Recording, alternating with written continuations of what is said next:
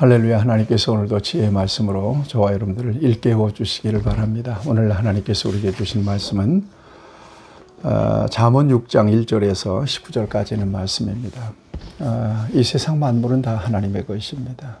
태초에 하나님이 천지를 창조하시니라. 하나님이 창조하셨어요. 하나님의 소유예요. 이것을 저와 여러분들은 인정합니다. 이 땅에 저와 여러분들이 빈손 들고 왔지 않습니까? 그리고 이 생을 사는 동안 많은 것들을 받아서 누리고 살고 있습니다.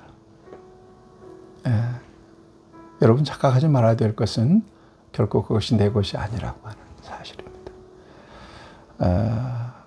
지적인 자산이든 또 물리적인 가치든 그 모든 것들은 다 하나님의 소유고 내가 사는 동안 잠시 하나님께서 맡겨주신 거예요. 하나님의 것을 맡았다. 청직이란 말이죠.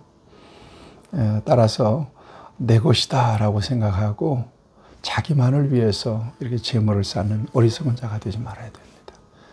남보다 더 많은 지식을 가졌고 또 명예도 있고 권세도 있고 물질도 가졌다면 그것은 사명이에요. 하나님 영광을 위해서 쓰라고 주신 거예요.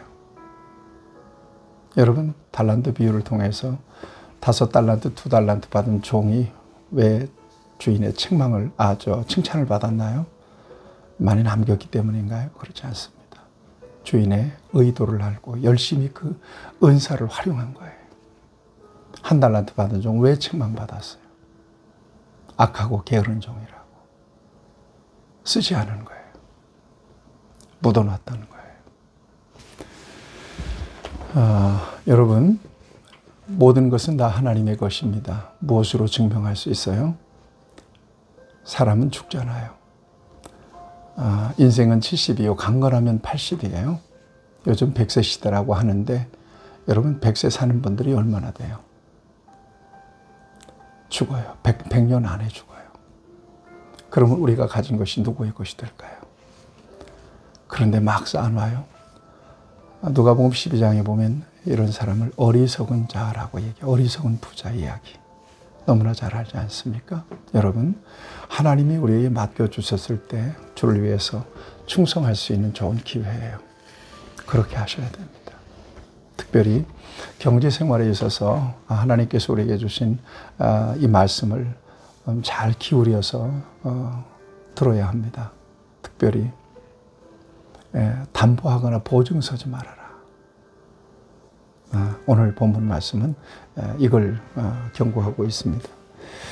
보증을 서는 순간에, 재정을 보증을 서는 순간에 덫이나 그물에 걸린 짐승처럼 큰 고통을 겪게 될 것이라고 하는 것입니다. 1절에서 5절 말씀입니다. 이렇게 말씀하고 있는 것입니다. 내 아들아, 네가 만일 이웃을 위하여 담보하여 타인을 위하여 보증하였으면 내 입의 말로 네가 얽혔으며 내 입의 말로 인하여 잡히게 되었느니라. 쭉 가서 여러분 4절 5절을 보면 내 눈을 잠들게 하지 말며 눈꺼풀을 감기게 하지 말고 노루가 사냥꾼의 손에서 벗어나는 것 같이 새가 금을 치는 자의 손에서 벗어나는 것 같이 스스로 구원하라 그랬습니다. 보증을 섰다면 이것은 그물에 걸린 새와 같이 돼버리고 만다는 거예요. 사냥꾼의 올무에 걸린 짐승과 같이, 노루와 같이 그렇게 고통을 겪을 수밖에 없다는 것을 말씀하고 있습니다. 그런데 여러분 한편으로 생각해 보면 우리 예수님께서 우리를 위해서 보증해 주신 거 여러분 기억하시죠? 보증이 이렇게 어렵잖아요. 그런데 우리 주님은 기꺼이 우리의 죄의 값을 치르시고 우리를 대신해서 생명과 영생을 보증해 주셨습니다. 우리 죄로 인한 대가와 영적인 무기력을 스스로 해결할 수 없기 때문에 우리 주님께서 우리에게 보증이 되신 것입니다. 이것이 은혜예요. 보증이 이렇게 어려운데도 우리 주님은 우리의 영생을 위한 보증이 되어 주셨다. 우리가 묵상해 봐야 될 대목입니다. 은혜입니다.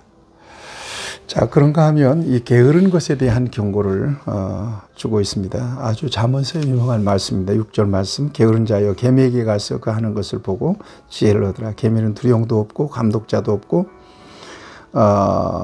통치자도 없으되 먹을 것을 여름 동안 예비하며 추수할 때 양식을 모으느니라. 게으른 자여 네가 어느 때까지 누워 있겠느냐? 네가 어느 때에 잠깨어 일어나겠느냐? 예. 여러분, 개미 생각해 보시면 압니다. 그 조그만 입으로 성을 쌓아놓잖아요. 네. 아주 신기하잖아요. 그 개미를 통해서 부지런한 삶을 배울 수 있어야 된다는 것입니다. 절대 게으르지 말아야 된다는 것입니다.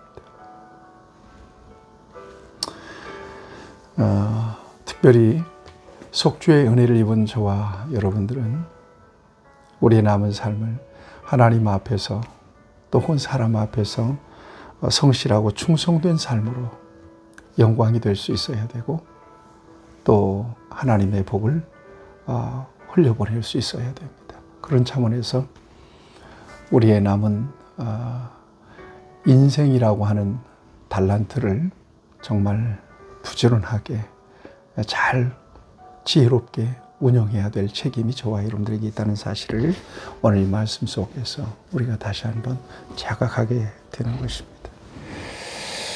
그 다음에 이 말에 대한 말씀 있습니다. 12절 말씀입니다. 말에 대해서 경고하는데요. 불량하고 악한 자는 구부러진 말을 하고 다니며 눈짓을 하며 발로 뜻을 보이며 손가락질을 하며 그의 마음에 패역을 품으며 항상 악을 꾀하여 다툼을 일으키는 자라. 그러므로 그 재앙이 갑자기 내려 당장에 멸망하여 살 길이 없으리라. 이렇게 말하고 있는데요. 말에 대한 경고의 말씀입니다. 거짓말과 악한 계획으로 다툼을 일으키는 어리석은 사람. 12절에 14절 말씀까지 말씀하고 있습니다. 여러분, 그리스도인들, 특별히 교회를 다니는 성도들은 이 언어 생활에 있어서 절제가 필요할 거고요. 그 다음에 할 말과 안 할 말을 지혜롭게 가릴 줄 아는 그런 분별력이 필요하다, 이렇게 믿습니다. 일반적으로 하나님의 은혜도 언어를, 말을 통해서 흘러갑니다. 하나님의 영광을 가리는 것도 말 때문에 가리는 경우가 많거든요. 그래서 계속해서 주시는 말씀 가운데 이 뭡니까? 하나님이 미워하시는 것들, 이렇게 해서 먼저 언급하는 이 5가지는 머리에서 발까지 순서로 이렇게 하나님 미워하시는 것들을 열거하고 있습니다. 특별히 맨 먼저 등장하는 것이 어떤 거예요? 교만한 눈, 교만입니다. 눈을 통해서 교만이 드러난다는 거죠. 거짓된 혀와 무죄한 자의 피를 흘리는 손과 악한 계획을 꾀하는 마음과 빨리 악으로 달려가는 발과 거짓을 말하는 망령된 증인과 및 형제 사이를 이간하는 자라, 이렇게 말씀하고 있습니다.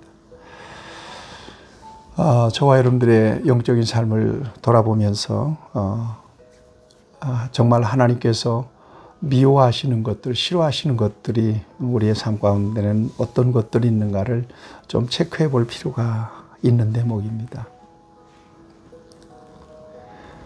하나님께서 미워하시는 것들을 내가 얼마나 품고 살아가고 있는가, 당연시하고 살아가고 있는가 하는 것입니다. 이것들을 구별해서 버릴 것은 버려야 되겠죠. 하나님 미워하시는 것을 지속해서는 안 되겠죠. 여러분, 하나님께서 우리에게 맡겨주신 것들 지혜롭게 관리하셔서 우리 하나님께 영광이 되기를 바라고 여러분들에게 복이 되기를 바랍니다. 또한 그리스도인으로 저와 여러분들을 구별하셨으니 구별된 사람답게 말하고 행동하는 그 같은 삶을 통해서 하나님께는 영광이 되고 우리 모두에게는 복이 될 수 있어야 될 것이고요. 하나님이 미워하시는 것 67가지, 그 중에서 정말 해당되는 것들이 어떤 것들인지를 잘 체크해서 버릴 것들은 버리고, 그래서 순결하고 성결하고 하나님 마음에 합한 삶으로 하나님께 영광이 될 수 있어야 될 것입니다. 이것이 바로 성도의 자리요, 지혜로운 삶이요, 이것이 주님 앞에 섰을 때 영광스러운 그런 모습으로 설 수 있는 중요한 비결인 것을 이 말씀을 통해서 다시 한번 교훈받습니다. 그 은혜가 저와 여러분 안에 충만하게 임해 주시기를 바랍니다. 하나님 아버지, 오늘도 귀한 말씀을 통해서 우리가 하나님의 교훈을 받습니다. 하나님 아버지, 하나님이 맡겨주신 것들을 소중히 여기며 하나님의 기쁨을 위하여 잘 관리할 수 있도록 지혜와 능력을 주시기 원하고, 우리의 말, 우리의 모든 행동 하나하나 그 속에서 진정으로 하나님 미워하시는 것들이 무엇인지를 가려서 물리치고 끊어낼 수 있는 그런 믿음과 용기를 우리에게 더하여 주시옵소서. 주님 앞에 섰을 때 부끄러움이 없는 모습으로 설 수 있도록 언제나 거룩하고 깨끗한 삶을 살아갈 수 있는 우리 모두가 될 수 있도록 하나님 인도해 주옵소서. 예수님의 이름으로 기도하옵나이다. 아멘. 여러분 축복합니다.